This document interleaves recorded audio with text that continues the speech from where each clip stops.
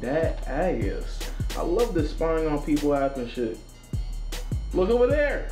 Now that I've covered my mouth and changed my voice like that, man, nobody will know it's me. I need to get a life. But twerking though.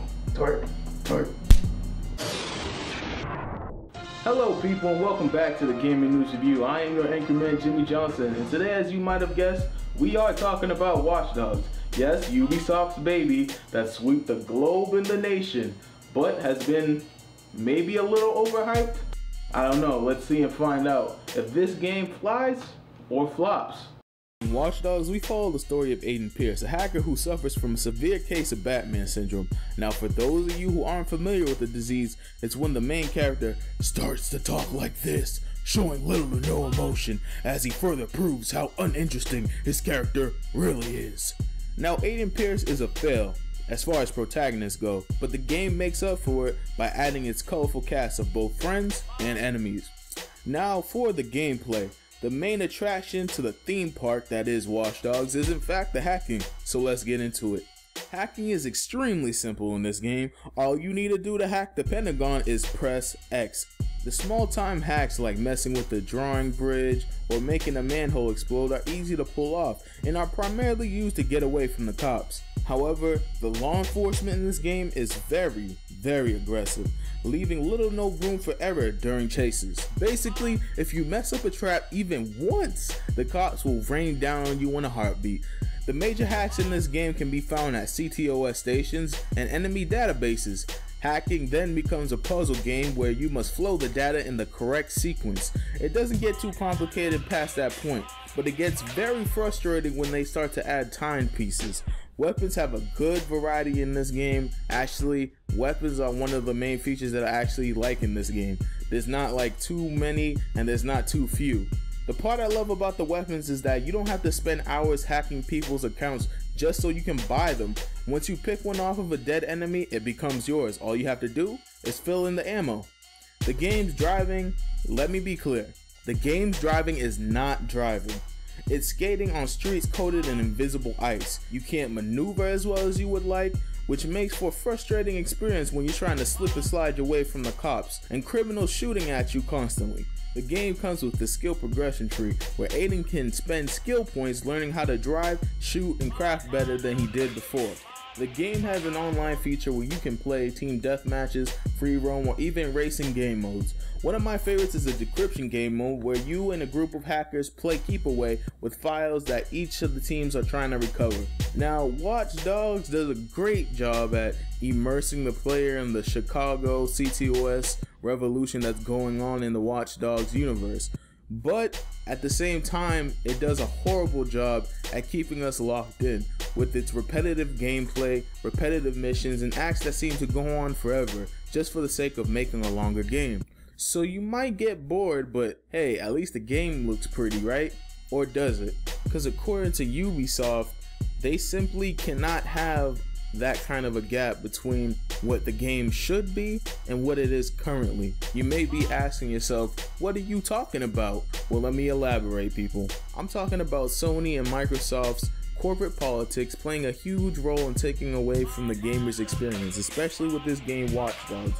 Now, why I say this, people, is because a modder has recently dug through the old Watch Dogs files and come up with the old E3 files that allow for the amazing shaders and all the other features to be included in the game that were in the 2012 E3 showcase.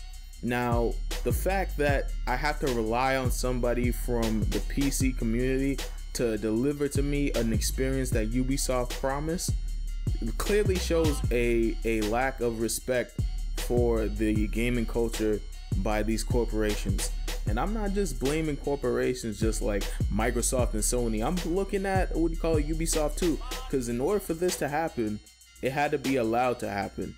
And literally they came forth with a statement themselves that they simply cannot have that kind of gap between consoles and PC. So they're literally ignoring the fact that people put their time and money and effort into building the best gaming experience they can, and they won't deliver that experience to those people who had so much faith in the gaming culture simply because it would reveal the fact that Microsoft and Sony rushed the system, a low budget system that's not next gen at all, in order to make a quick buck.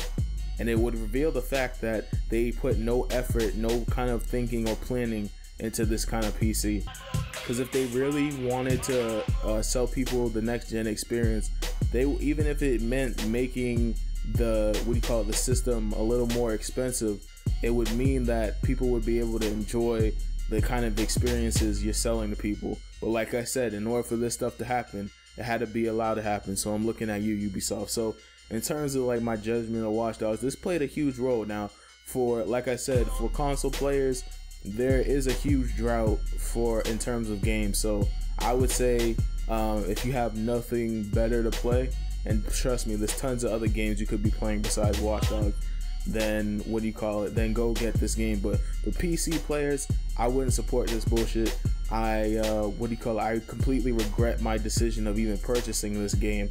I wish I could get my money back, but unfortunately, I took an L, and I'll gladly take this L if it means saving you guys from wasting your money.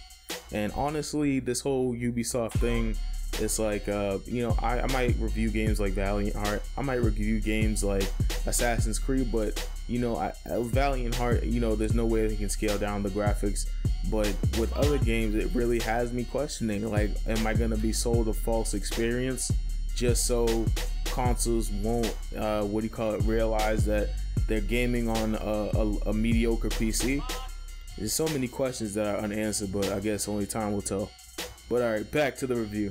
Thanks for that, Jimmy Johnson. Now on to the details of this game. This game was published by Ubisoft and developed by Ubisoft. Now, this game's graphics are okay, and the reason for this we will discuss later. Now, the sounds are, again, okay. The controls are WSD for consoles analog, and it sports a 40-hour gameplay.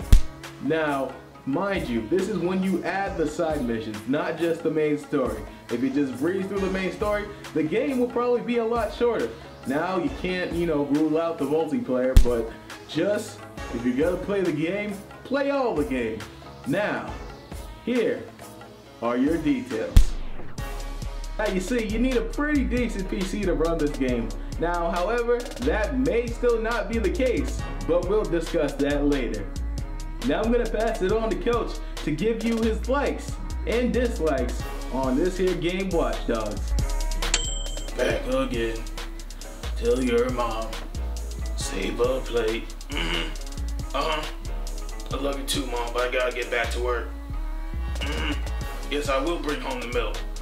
Alright, people, now I'm gonna tell you the things I like about Watch Dogs and the things I don't like about Watch Dogs. Now, you see, the things I do like about I froze. But the things I do like about Watch Dogs is the fact that, it gives a sense of an immersive world. I mean, you walk around the street and you get a sense that, these are people, even though it's randomly generated. Yeah, I get it, mumbo jumbo development stuff. But if we just look at it, all the effort that went into selling us this immersive world, it's pretty damn impressive. I also enjoy the fact that, almost everything is accessible. I mean, alright, actually, not everything is accessible.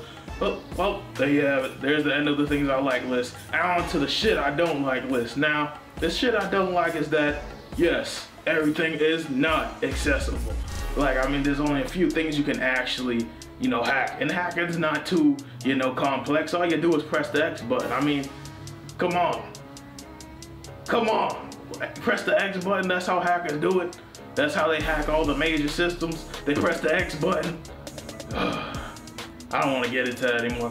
But the thing that really irks me, and it irks me the most, is the fact that the Ubisoft development team would do such a thing as scale back the graphics so that it can compete with the other consoles. I'm a PC player, and that's not fair to me. I want to see the sweat on cars.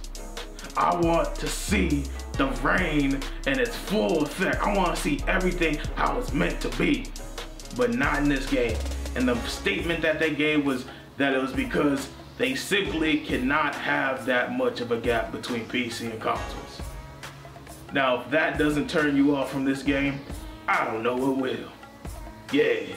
My name is Awawa Bufaza Gustafa Jones. And look, people, I am a reasonable man. I am a peaceful man. Now, that does not mean I like to be ripped off. If I paid for the good graphics, that's what I want. I don't want you to scale it back because of some silly little economic business, little marketing politics that you have going on with Sony and Microsoft, okay?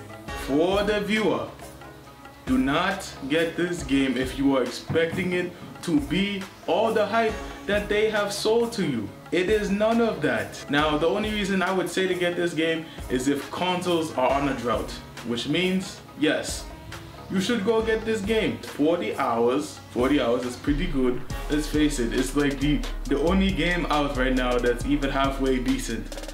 But no, this game, do not get this game if you expect it to be all it's hyped up to be, because I'm telling you right now, it is none of that. Now, if you excuse me, I must go back to my country where they have a festival going on, and it's the Festival of the Naked Beaches. Thanks for that, Awawa. Now, it's time to wrap up the show, but I'd like to thank everybody for stopping on by, as well as the people returning. I'd like to especially thank my subscribers for continuing to support me in everything I do.